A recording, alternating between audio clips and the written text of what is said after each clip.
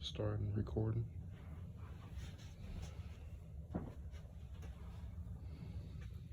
Have you ever been in a safe environment where you felt so protected and safe that no harm or danger can come your way? Now imagine that safe environment had been blown up while you're in it, but you survived. But a few others didn't. That exact same situation happened to the 16th Street Baptist Church, killing 4 innocent, beautiful little girls. Today I'm going to be discussing the 16th Street Baptist Church bombing.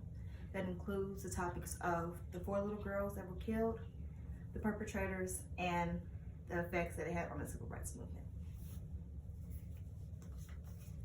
The 4 girls' names were Cynthia Wesley, Carol Robertson, Annie Mae Collins, and Denise McNair.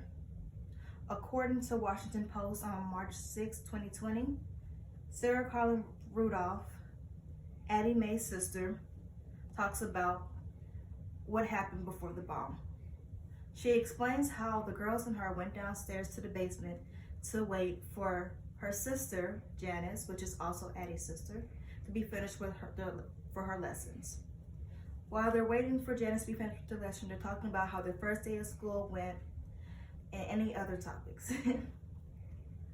While this was occurring, Sarah was by the wash basin on the other side of the room while the other girls were by the windows.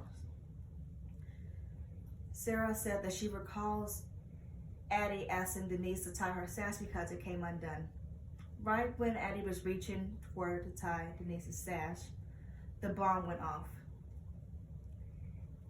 Eventually, after the bomb went off, the church deacon came down from upstairs down to the basement and saw Sarah standing there. Luckily, she didn't have any fatal wounds, but the only thing that she did lose was the fact that she lost vision in one eye. The reason why Sarah survived the blast and the other girls didn't is because by the windows there was a staircase, and underneath the staircase there was dynamite. So when the dynamite exploded, it also hit the girls. Now that we've talked about the 4 girls, let's move on to the perpetrators. The perpetrators' names were Frank Cash, Thomas Blanton, Bobby Cherry, and Robert Chair Bliss. According to History.com, in 1977, Robert was convicted for Denise McNair. Also on History.com, it says that Blanton and Cherry were convicted of 4 counts of murder in 2001 and 2002. It took 45 years for those men to get convicted. The only man who wasn't convicted was Cash, and the reason is because he died in 1994.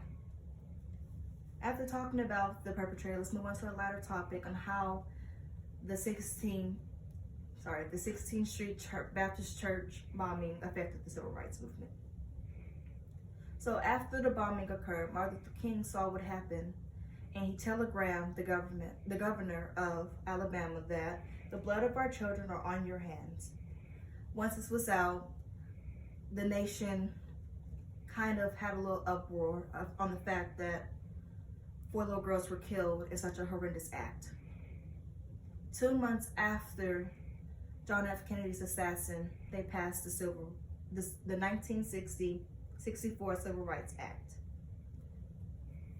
In conclusion, this was a horrible experience for anybody to have. The 4 girls should not have died because of someone's hatred towards another race. And for the fact that it took 45 years for somebody to be convicted of such a heinous crime should not have happened.